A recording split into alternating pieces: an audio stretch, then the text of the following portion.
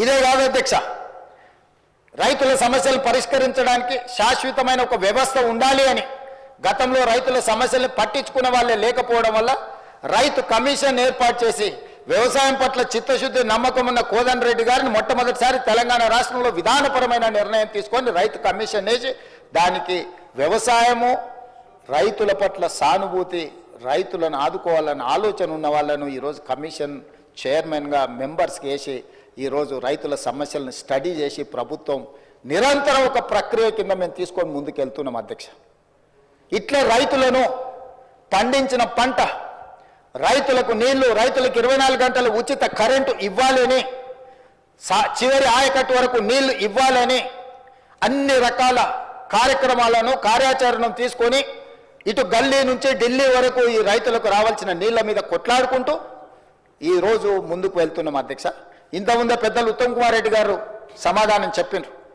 ఇక్కడ నేను ప్రస్తావించదలుచుకున్న నీటి గురించి. ఉమ్మడి రాష్ట్రంలో 811 టీఎంసీల ఉమ్మడి రాష్ట్రానికి కేటాయింపులుంటే ఘనత వహించిన, అనుభవం కలిగిన, పోరాటాలు చేసిన అని గొప్పగా చెప్పుకునే ఆనాటి ముఖ్యమంత్రి చంద్రశేఖరరావు గారు, సాగునీటి పారుదల శాఖ మంత్రి హరీష్ రావు గారు ఢిల్లీకి వెళ్ళి ఉమాభారతి గారి సమక్షంలో వాళ్ళు నిత్యం తిట్టిపోసుకునే చంద్రబాబు నాయుడు ముందల మొకరిల్లి 512 టీఎంసీలు ఆంధ్రప్రదేశ్ను వాడుకోండి, 299 టీఎంసీలు మాకు తెలంగాణకు చాలు అని సంతకం పెట్టి శాశ్వతంగా తెలంగాణ రైతాంగానికి మరణ శాసనము రాసింది వాళ్ళు కాదా?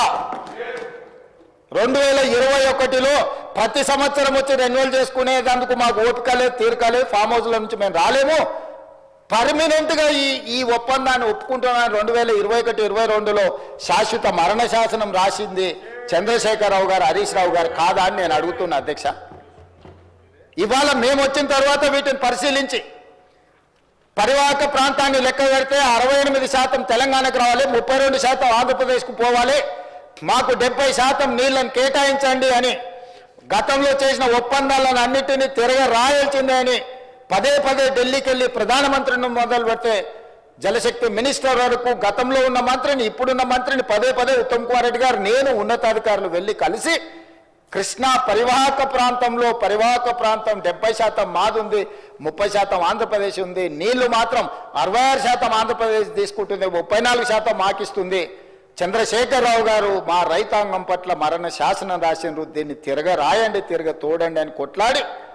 దాన్ని కేఆర్ఎంబీ నుంచే కాదు సుప్రీంకోర్టు వరకు కొట్లాడింది మేము కాదా అధ్యక్ష?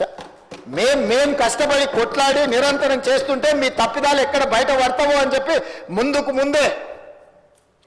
ముందే ఎగబడి అబద్ధాలు చెప్పి ఎదురు దాడి చేసి ఎంతకాలం బతుకుతారు అధ్యక్ష? ఇవాళ నేను గుర్తు చేయదలుచుకున్న